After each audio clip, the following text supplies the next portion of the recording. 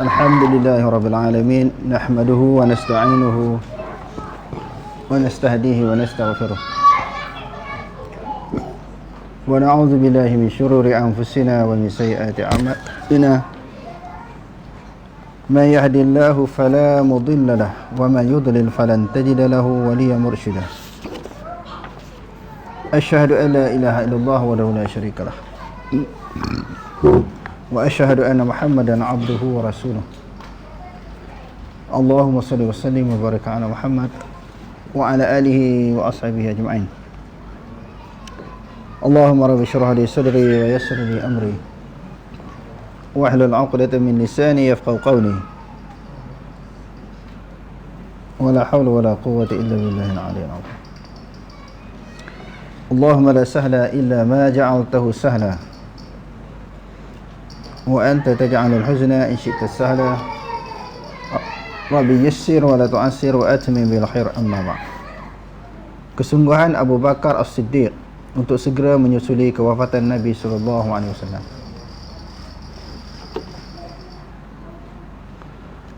Kalau semalam kita baca tentang bagaimana Sayyidina Umar radhiyallahu an minta izin kepada isteri Rasulullah, iaitu Aisyah radhiyallahu anha, untuk dikebumikan di sisi Rasulullah.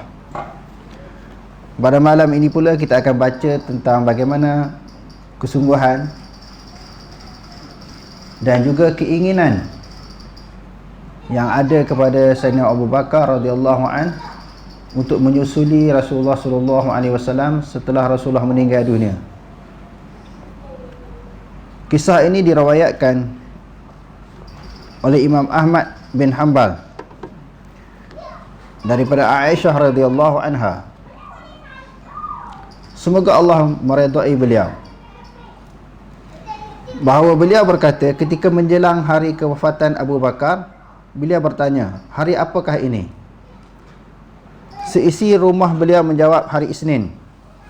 Beliau berkata, jika aku meninggal dunia malam ini, janganlah kalian tunggu sehingga esok hari untuk menguburkan aku, kerana hari dan malam yang paling aku sukai adalah ketika aku paling hampir dengan Rasulullah sallallahu alaihi wasallam. Bila dia sakit hari Isnin tu, dia tanya hari apa? Sebab apa dia tanya? Sebab biasanya orang nak meninggal dunia ni hari pun dia tak ingat. Bila sangat hampir nak meninggal dunia, dia hari apa dia tak ingat. Ini di antara individu orang yang berada di dalam suasana begitu, iaitu Sayyidina Abu Bakar. Jadi kalau kita tengok, dia teringin nak mati hari Isnin. Sebab apa? Rasulullah meninggal hari apa? Hari Isnin kan? Jadi sebahagian ulama berpendapat bahawa kematian yang paling baik meninggal pada hari Isnin ataupun malam Isnin. Walaupun di sana ada sebahagian ulama kata mati hari Jumaat ataupun malam Jumaat kan. Yang itu masyhur yang kita ketahui. Biasa orang nak mati malam Jumaat ataupun hari Jumaat. Sebab hari Jumaat dipanggil apa? Sayyidul Ayyam, penghulu bagi segala hari. Imam Tirmizi ada meriwayatkan hadis tentang kelebihan mati malam Jumaat ataupun siangnya. Di antara kelebihan dan fadilatnya, bebas ataupun terlepas daripada azab kubur. Tetapi hadis ini sebahagian ulama kata dhaif, sebahagian ulama kata dhaif, sebahagian ulama kata hasan. Oleh kerana itu, pendapat yang kedua, di antaranya Imam Syuuti sendiri berpendapat bahawa mati malam Isnin ataupun hari Isnin lebih baik daripada mati malam Jumaat. Sebab apa? Sebab orang yang paling dikasihi oleh Allah Ta'ala, manusia yang paling mulia, manusia yang paling baik, penghulu kepada ulul azmi, dia tak mati malam Jumaat. Dia tak mati malam Jumaat, tak mati hari Jumaat, tetapi mati hari Isnin. Menunjukkan di situ Allah Subhanahu Wa Ta'ala telah memilih kekasihnya untuk wafat pada hari Isnin, bukan hari Jumaat. Sebab itu sebahagian ulama kata mati hari Jumaat itu lebih baik. mati malam hari Isnin itu lebih baik daripada hari Jumaat. Bahkan banyak peristiwa-peristiwa besar yang berlaku kepada junjungan besar Nabi Muhammad sallallahu alaihi wasallam, dia berlaku hari Isnin. Rasulullah keluar daripada Mekah ke Madinah hari Isnin, sampai Gua Sur hari Isnin, masuk ke Madinah pun hari Isnin, wafat pun hari Isnin. Banyak peristiwa-peristiwa besar kalau kita tengok dalam sejarahnya. Oleh kerana itu, sebahagian ulama, di antaranya Imam Syuti sendiri, berpendapat bahawa mati malam Isnin ataupun hari Isnin lebih mulia. Kita tengok Abu Bakar ni pun dia nak mati hari Isnin. Sebab Rasulullah SAW yang merupakan sahabat beliau meninggal pada hari Isnin. Allahu Akbar. Hari dan malam yang paling beliau sukai diukur daripada sudut hampirnya beliau dengan Nabi tercinta. Begitulah sikap pencipta sejati Nabi. Mereka rindu untuk bersua muka dengan baginda. Jadi teringin nak berjumpa dengan Rasulullah ni. Secepat, kalau boleh mati cepat lagi baik. Cepatlah mereka menyusuli Rasulullah. Mereka berusaha sedaya upaya untuk bersahabat dengan baginda sallallahu alaihi wasallam. Keseronokan jelas terpancar di wajah mereka tak kala memandang wajah baginda sallallahu alaihi wasallam. Bila dapat tengok muka Nabi ni rasa seronok, lepas rindu. Sebahagian sahabat ni demam, sakit, apabila tak sempat bertemu dengan Rasulullah sallallahu alaihi wasallam beberapa hari saja berpisah dah rindu pada Rasulullah, sampai demam kerana sakit apa? Sakit rindu nak bertemu dengan Rasulullah. Itu ketika Rasulullah sallallahu alaihi wasallam masih hidup. Berpisah di antaranya ketika Rasulullah hijrah, berpisah dengan sebab halangan-halangan tertentu, dihalang oleh orang kafir, musuh-musuh Islam daripada bertemu Rasulullah. Jadi rindu nak bertemu dengan Rasulullah. Ini pula, perpisahan itu adalah merupakan perpisahan antara hidup dengan mati. Mereka masih hidup, Rasulullah telah wafat. Ini lagilah merupakan kerinduan yang sangat mendalam di dalam hati mereka. Keseronokan jelas terpancar di wajah mereka tak kala memandang wajah baginda sallallahu alaihi wasallam. Mereka gembira dapat mendampingi baginda dan memilih perkara tersebut mengatasi segala sesuatu. Dapat bersahabat, berdamping, bergaul, bersembang dengan Rasulullah ni lebih hebat daripada sesuatu yang bernilai berharga bagi mereka. Sebaliknya, mereka merasa sangat takut jika kehilangan baginda dan menangis pemergian baginda. Takut Rasulullah hilang, takut berpisah, takut Rasulullah meninggalkan mereka, takut Rasulullah berjauhan dengan mereka. Ini terbukti di dalam beberapa sejarah. Di antaranya bila berlaku hari kematian kepada Rasulullah sallallahu alaihi wasallam. Heboh di Madinah ni Rasulullah ada wafat. Jadi Abu Bakar untuk memastikan tentang maklumat kewafatan Rasulullah ni, dimasuklah rumah Aisyah. Kebetulan sebagaimana yang kita sebut semalam, berlaku wafatnya Rasulullah ni di rumah Aisyah radhiyallahu anha. Orang duk cerita Rasulullah meninggal dunia. Dia nak tahqiq, nak pastikan, nak hilangkan keraguan, betul ke Rasulullah meninggal. Dia pun masuk rumah Aisyah dalam keadaan Rasulullah dah terbujur, jasad Rasulullah diselimut oleh Aisyah radhiyallahu anha, tutup jasad dia dengan kain. Di sini sunnah berdasarkan kepada kematian Rasulullah ini, maka sunnahnya bila orang meninggal dunia jangan dibiarkan begitu sahaja terdedah dia punya jasad lalu ditutup. Lalu dia Abu Bakar radhiyallahu anhu nak pasti Rasulullah meninggal ke tak, dia selak muka Rasulullah. Kain selimut yang menutupi wajah Rasulullah diselak. Tengok confirm meninggal. Dia nak pasti, sebab ada orang percaya Rasulullah meninggal, ada yang kata tak meninggal. Aisyah tak boleh Sayyidina Umar tak boleh terima kewafatan Rasulullah. Dia tak boleh terima sebab terlalu sayang, terlalu cinta, terlalu kasih kepada Rasulullah. Dia tak boleh terima kewafatan Rasulullah. Siapa-siapa yang kata Rasulullah meninggal, aku akan pancung dengan pedangku. Jadi Abu Bakar pun nak tahu meninggal ke tak meninggal betul ni. Dia masuk rumah Aisyah radhiyallahu anha, tengok-tengok, oh meninggal betul. Lalu dia cium dari Rasulullah. Maka daripada perbuatan Abu Bakar radhiyallahu anhu itu, maka boleh kita cium jasad orang yang meninggal dunia. Kalau lelaki sama lelaki lah, kalau perempuan sama perempuan. Lalu Abu Bakar pun keluarlah daripada rumah Aisyah. Sayyidina Umar ceramah sebelah. Siapa-siapa yang kata Muhammad meninggal dunia, aku pancung dengan pedang aku. Dia tak pergi tegur, tak pergi larang. Dia tak bagi tahu kepada Sayyidina Umar bahawa Rasulullah memang confirm meninggal. Dia takut Sayyidina Umar mengamuk lagi lah. Orang tengah panas ni bukan boleh pergi pujuk. Dia biarkan nak ceramah. Lalu dia ceramah sebelah. Lalu dia kata, ya ayuhan nas, wa man ya'budullah fa innallaha hayyun la yamut. Wahai manusia, siapa-siapa yang sembah Allah, Allah Ta'ala hidup selama-lamanya, tak akan mati-mati. Wa man ya'budu Muhammadan fa inna Muhammadan qad mat. Barang siapa yang sembah Muhammad, Muhammad dah meninggal dunia.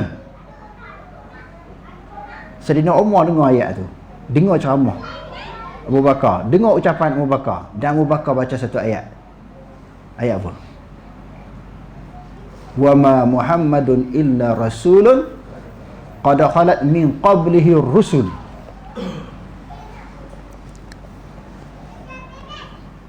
Tidaklah Muhammad itu melainkan seorang rasul, telah berlalu rasul-rasul yang sebelumnya.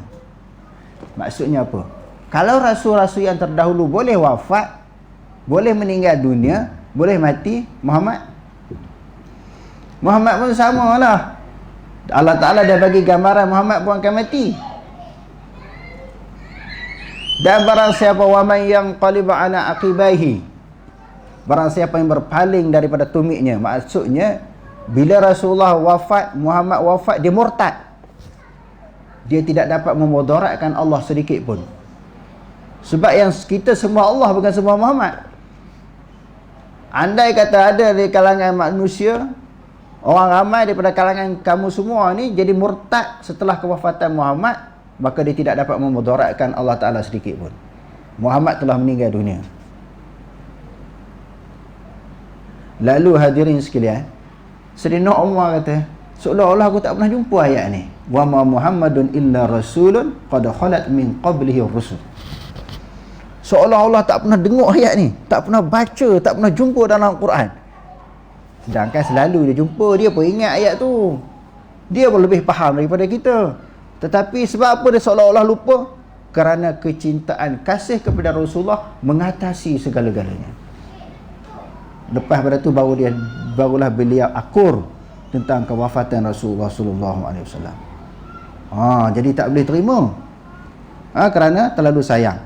Macam mana manusia yang sangat baik, orang Kelantan kata orang yang berjuruh, orang yang baik, sebab beliau lah, yakni sebab Rasulullah menyebabkan ramai orang masuk Islam. Dah masuk Islam pula jadi orang yang baik. Daripada dulu zaman jahiliah menarak, berjudi, berzina, merompok dan sebagainya, masuk Islam, ditarbiah, diasuh, dididik oleh Rasulullah, jadi manusia yang betul-betul bertakwa kepada Allah. Takkan orang ni, orang yang paling baik ni, dia boleh mati? Tak boleh terima kematian.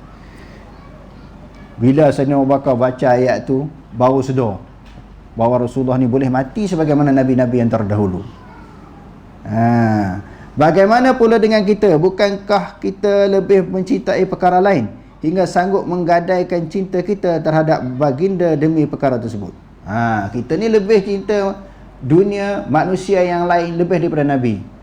Sanggup buat apa sahaja untuk mencapai, memperolehi cinta kita. Tetapi cinta kita dengan Nabi diabaikan. Ramai dalam kalangan kita mendakwa kononnya cinta kepada Nabi, akan tetapi sanggup menghabiskan banyak harta dan masa demi menonton ataupun mendengar perkembangan perkara yang duniawi yang dicintainya tadi. Habis duit, habis pitih, harta benda, segala yang dipunyai, dimiliki, sanggup habis untuk mencapai sesuatu yang dihajati. Tapi untuk perhabis harta, perhabis wang ringgit untuk Nabi ada orang buat. Sikit sangat daripada kalangan manusia. Mereka mengabaikan banyak hak Allah dan hak manusia semata-mata mahu mengikuti perkembangannya. Mereka gembira melihatnya, sedih bercampur kesal apabila terlepas sesuatu daripadanya. Kalau bab dunia terlepas kita sedih, kita susah hati. Kalau terlepas bab kecintaan kita terhadap sesuatu yang berbentuk dunia, Kalau tak dapat, terlepas, rasa menyesal. Sanggup habis pitih tetapi untuk melahirkan kecintaan kepada Rasulullah, kalau dia memerlukan tenaga, kena korbankan tenaga. Kalau memerlukan pemikiran, kita kena korbankan pemikiran kita.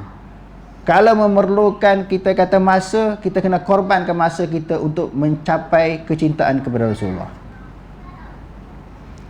Sehingga sampai tahap kalau nyawa kita diperlukan, kita kena gadai nyawa kita, korban nyawa kita demi membuktikan kecintaan kita kepada Rasulullah. Kan dah berlaku sahabat-sahabat memang jenis macam tu kan. Sambut korban nyawa sendiri mempertahankan Rasulullah. Wa minan nasi may yashri nafsahu ibtigha'a mardatillah wallahu raufun bil ibad. Sebahagian daripada manusia sanggup mengorbankan diri mereka kerana nak mencari keredaan Allah. Jadi ulama tafsir sebut mencari keredaan Allah di sini mempertahankan Rasulullah. Sanggup jadi benteng daripada peluru-peluru musuh, sanggup dipanah, ditembak, dilembing. Mereka jatuh sesungguh mati kerana Rasulullah duduk di belakang. Sampai tahap tu. Jadi kita ni kau tak dapat 100% sebagaimana kecintaan yang dimiliki oleh para sahabat. Sekurang-kurangnya cebisan, tempias kecintaan mereka ada di dalam hati kita, mencintai Rasulullah sallallahu alaihi wasallam. Mereka gembira melihatnya, bahkan sedih bercampur kesal apabila terlepas sesuatu daripadanya. Sesungguhnya mereka lupa ataupun buat lupa bahawa sebahagian daripada yang mereka cintai itu akan menjadi penyebab kehinaan. Cinta dunia penyebab kepada kita hina, kita akan menjadi hina. Cinta Rasulullah penyebab seseorang itu menjadi mulia. Bahkan akan menjadikan segelintir pencintanya kera dan babi, seperti mana yang telah dikhabarkan kepada kita oleh Nabi SAW dengan lisannya yang jujur, tidak menutur melainkan wahyu. Sebagaimana dibuktikan, kera dan babi ini Allah Ta'ala jadikan kepada siapa? Kunu qiradatan khasi'in, Bani Israel. Bani Israel yang Allah Ta'ala sebut dalam surah Al-Baqarah juzuk yang pertama tu, Allah Ta'ala boleh tukar rupa manusia jadi rupa binatang sebab cinta dunia, tak mematuhi perintah Allah dan Rasul mereka. Jadi kita pun takut Allah Ta'ala hukum kita macam tu, bala kita macam tu, musibah, datangkan musibah kepada kita macam tu kerana tak meletakkan kecintaan kita kepada Nabi SAW. Kita meletakkan kecintaan kepada dunia lebih daripada kecintaan kepada Rasulullah. Imam Ibn Majah meriwayatkan daripada Abu Malik Al-Ash'ari, beliau berkata, Rasulullah SAW bersabda, akan ada daripada kalangan umatku yang menghalalkan arak, nama mereka menamakan dengan nama yang lain. Dulu nama khamru, sekarang ni nama lah macam-macam, guna stok ke apa, kita nak sebut pun tak pernah kenal nama-nama ni, macam-macam nama kan. Minuman mabuk ni kadang-kadang tak nama arak, nama jenis macam minuman yang dihalalkan, tukar nama tetapi sifat dia masih sama. Sifat apa dia? Sifat memabukkan sama.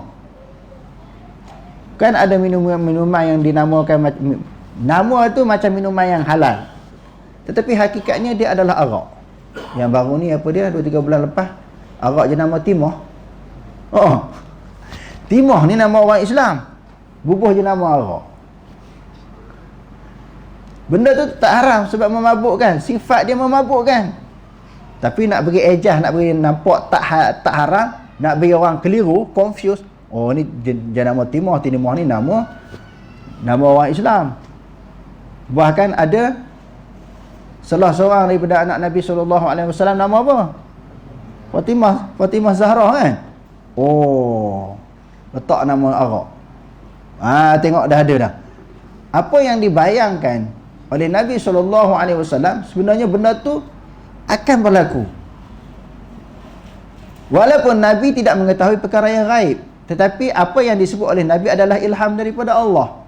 Wa ma yantiqu 'anil hawa in huwa illa wahyu yuha. Muhammad SAW itu tidaklah bertutur dengan hawa nafsu. melainkan apa yang dituturkan, apa yang disebutkan itu adalah merupakan wahyu yang didatangkan kepada beliau. Dia kata namun mereka menamakannya dengan nama yang lain. Mereka juga menghalalkan alat muzik. Allah akan menenggelamkan mereka ke dalam perut bumi dan menjadikan sebahagian mereka kera dan babi. Di sudut umat yang terdahulu dah berlaku. Umat Nabi Muhammad mustahil tak? Tak mustahil. Jika beginilah keadaan kita, adakah benar kenyataan kita kononnya Nabi lebih kita cintai berbanding dengan seluruh manusia dan segala sesuatu? Dia tanya, kita letakkan siapa yang paling kita sayang, yang kita cintai. Sahabat telah membuktikan di dalam kehidupan mereka, ketika hayat mereka meletakkan Nabi lebih daripada manusia yang lain. Sahabat dah terbukti, kita ni belum terbukti. Kena usaha sampai di dalam hati kita benar-benar meletakkan kecintaan Allah dan Rasul lebih daripada segala-galanya. Dan dia adalah merupakan salah satu sifat orang yang memiliki kemanisan iman di dalam hati. Apa hadis? Yang Nabi SAW bersabda, yang diriwayatkan oleh Imam Bukhari di dalam kitabul iman. Thalathun man kunna fihi wajada halawatal iman, an yakuna Allah wa rasuluhu ahabba ilaihi mimma siwahuma. 3 perkara Nabi kata. Siapa-siapa yang ada 3 perkara ni dalam diri dia, dia telah memiliki salah satu daripada kemanisan iman. Dia meletakkan, yang pertama meletakkan Allah dan Rasul lebih dia cintai daripada segala-galanya. Adakah dakwaan kosong tadi dapat menolong kita nanti di hadapan Allah? Dakwaan kita ni kosong je, menipu je kata cinta Nabi. Tak cinta Nabi. Memang tak cinta Nabi. Di sudut zahir pun dah nampak tak bersungguh di dalam nak memperjuangkan sunnah Nabi, syariat Nabi, amalan Nabi. Duk goreng mulalah, goreng sayang Nabi, sayang Nabi, sayang Nabi. Di sudut penampilan, amalan, tindakan, ibadat tak ikut cara Nabi. Jadi kita kena muhasabah lah. Kalau betul-betul kita cinta Nabi, kena ikut amalan Nabi, perbuatan Nabi, akhlak Nabi, budi pekerti Nabi. Itu baru dia termasuk di kalangan orang yang mencintai Nabi, dibuktikan dengan tindakan. Adakah dakwaan kosong tadi dapat menolong kita nanti di hadapan Allah yang Maha mengetahui segala perkara yang gaib dan nyata? Wallahu alam. Aqulu qouli hadza wa astaghfirullahal azim li wa lakum. Wassalamu alaikum warahmatullahi taala wabarakatuh.